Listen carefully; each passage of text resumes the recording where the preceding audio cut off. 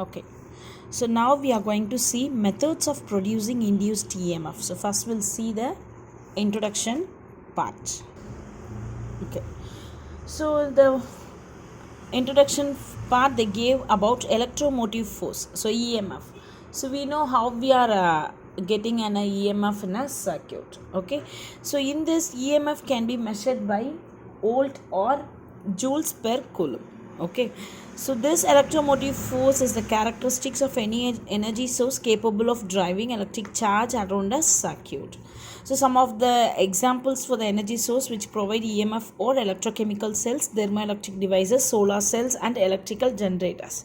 So of this, electrical generators are most powerful machines. They are used for large scale power generation.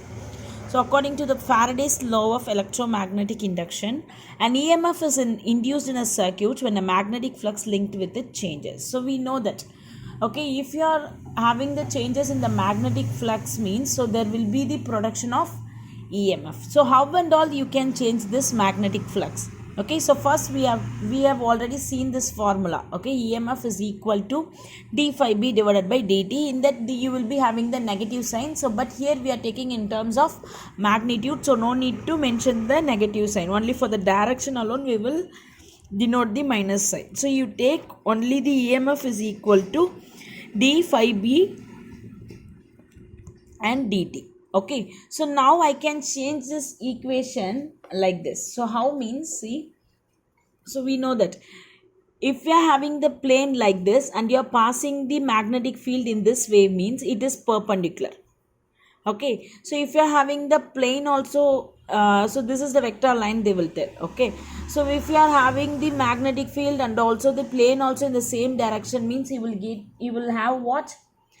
0 degree. Okay, so 90 degree means that line will be perpendicular, and 0 degree means what will happen, you will be having the magnetic flux will be maximum. So I can change this equation like this. In the place of magnetic flux I can write BA cos theta. So either it might be 0 degree or 90 degree, it depends upon the experiment or the circuit you are having. Okay, so that's what they have mentioned here. So from the above equation it's clear that induced EMF can be produced by changing the magnetic flux in any of the following ways. So these are the ways you can change the magnetic flux. So these are the three ways you can change the magnetic flux. So by changing the magnetic field B, you can change the magnetic field, or you can change the area, or you can change the relative orientation of the coil. Is nothing but if you're having two coil and you're checking what is the EMF produced by both coil and what is the impact of this coil due to that coil, like that. Okay, that is the changing the relative orientation of the theta of the coil with magnetic field. And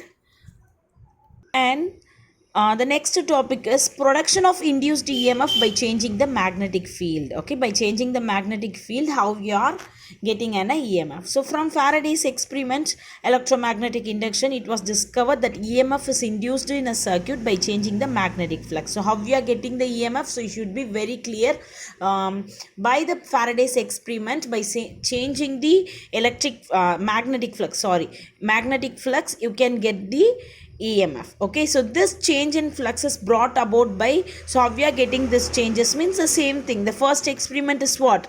Relative motion between the circuit and the magnet. Already we have studied. And the second experiment is variation in current flowing through the nearby coil. That is the second experiment. Okay.